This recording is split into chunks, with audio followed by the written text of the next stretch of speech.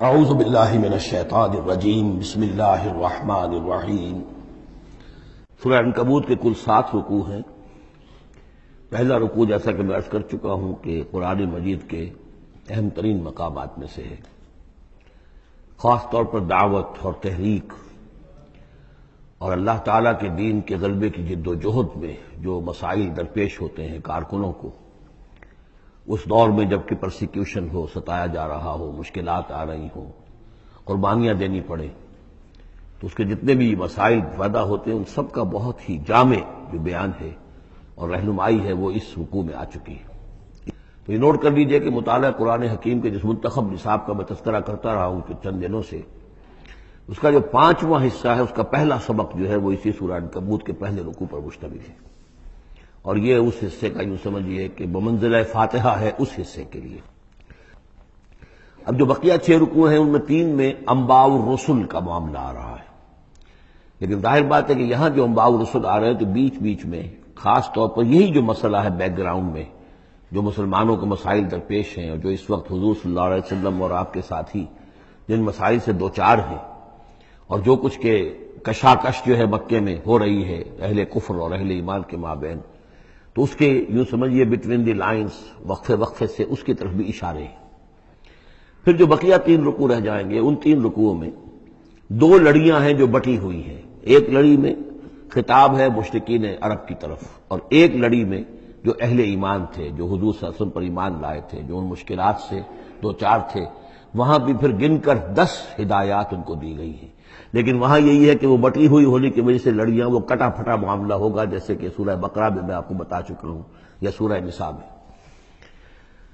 وَلَقَدْ أَرْسَلْنَا نُوحًا إِلَىٰ قَوْمِهِ، اور ہم نے بھیجا تھا نوح کو اس کی قوم کی طرف، فَلَبِثَ فِيهِمْ أَلْفَ سَنَةٍ إِلَّا 50 عَامًا، تو رہا ان کے مابین وہ 1000 برس سے صرف 50 برس کم، 950 برس۔ حضرت نوح کا ذکر کتنی مرتبہ آ چکا ہے، لیکن یہ بات پہلے کبھی نہیں کہی گئی، یہاں کیوں کہی گئی کہ اے مسلمانوں تم ابھی پریشان ہو گئے ہو، ابھی اس کے امتحان اور بھی ہیں۔ اور جیسے کہ سورہ انعام میں آیا تھا، اے نبی اگر آپ کو یہ جھٹلا رہے ہیں وَإِن يُكَذِّبُوكَ فَقَدْ كُذِّبَ رُسُلٌ مِّن قَبْلِكَ، تو آپ سے پہلے ہمارے رسول تھے، انہوں نے صبر کیا۔ ذرا یاد کیجئے کہ ہمارے بندے نوح نے صلی اللہ علیہ الصلوۃ والسلام 950 برس تک صبر کیا۔ تو اے مسلمانوں تم سوچو، تم ابھی سے گھبرا گئے ہو۔ یہ موج پریشاں خاطر کو پیغام لبے ساحل نے دیا ہے، دور وصال بحر کبھی تو موجوں میں گھبرا بھی گئی۔ فَأَخَذَهُمُ الطُّوفَانُ وَهُمْ ظَالِمُونَ، تو اس کی قوم کو، حضرت نوح کی قوم کو آ پکڑا طوفان نے، اور وہ ظالم تھے، گناہگار تھے۔ فَأَنجَيْنَاهُ وَأَصْحَابَ السَّفِينَةِ، تو ہم نے بچا لیا اس کو یعنی حضرت نوح کو اور کشتی والوں کو۔ وَجَعَلْنَاهَا آیَةً لِّلْعَالَمِينَ، اسے ہم نے بنا دیا تمام جہانوں کے لیے، تمام جہان والوں کے لیے ایک نشانی۔ وَإِبْرَاهِيمَ، اور ہم نے بھیجا ابراہیم کو، اذ قال لقومہ، جبکہ اس نے کہا اپنی قوم سے، اعبدوا اللہ واتقوہ، اللہ کی بندگی اختیار کرو اور اس کا تقوی اختیار کرو۔ ذالکم خیر لکم ان کنتم تعلمون، یہی تمہارے لیے بہتر ہے اگر علم رکھتے ہو۔ انما تعبدون من دون اللہ اوثانا، یہ جن کو تم پوج رہے ہو اللہ کو چھوڑ کر، یہ تو صرف کوئی بت ہیں، ان کے تھان ہیں جو تم نے بنا لیے ہیں۔ وتخلقون افکا، اور تم نے جھوٹ موٹ گھڑا ہوا ہے، یہ اس کی کوئی بنیاد نہیں، کوئی سند نہیں، نہ عقل میں اور نہ ہی کسی اللہ کی اتاری ہوئی کتاب میں۔ ان الذین تعبدون من دون اللہ لا یملکون لکم رزقا، یہ لوگ جنہیں تم پوجتے ہو اللہ کے سوا، وہ تمہیں رزق نہیں دینے کا اختیار رکھتے۔ فابتغوا عند اللہ الرزق، تو رزق تلاش کرو اللہ کے پاس، اللہ سے مانگو رزق، اللہ سے اپنی مشکل کشائی کی درخواست کرو، اللہ سے اپنی حاجت روائی کے لیے دعا کرو۔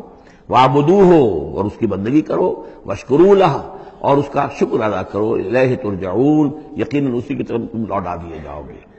اب یہ ذکر حضرت ابراہیم کا کر طویل جو ہے ایک جملہ معترضہ آ رہا ہے کہ رخ موڑ دیا گیا ہے اس وقت جو کشاکش ہو رہی تھی حضور کے اور مشرکین مکہ کے درمیان، اب ذکر اس کا ہو رہا ہے۔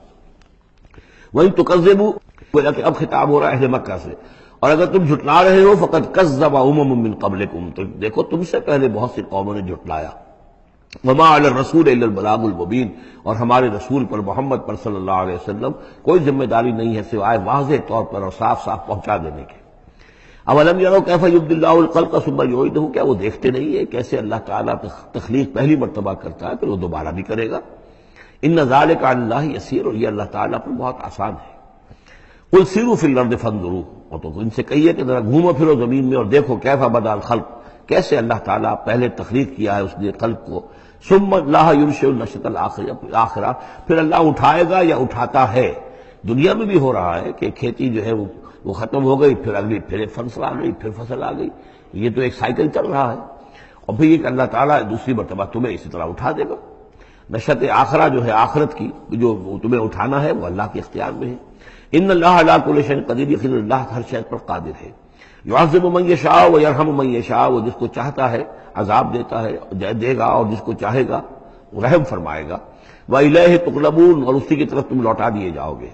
وما انتم بمعجزین فی الارض، اور تم اسے شکست نہیں دے سکتے زمین میں، ولا فی السماء، نہ آسمان میں، نہ زمین میں کہیں بھاگ کر نہ آسمان میں کہیں بھاگ کر اللہ کو عاجز کر سکتے ہو۔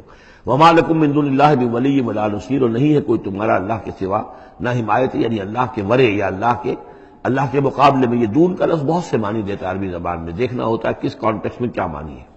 اس کانٹیکسٹ میں اللہ کے مقابلے میں تمہارا کوئی نہ ولی ہوگا نہ نصیر ہوگا، نہ کوئی حمایتی نہ مددگار۔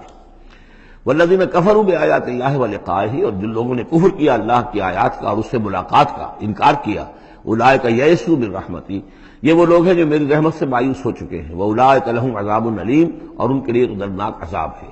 یہاں یہ جملہ معترضہ ختم ہوا۔ صدق اللہ العظیم۔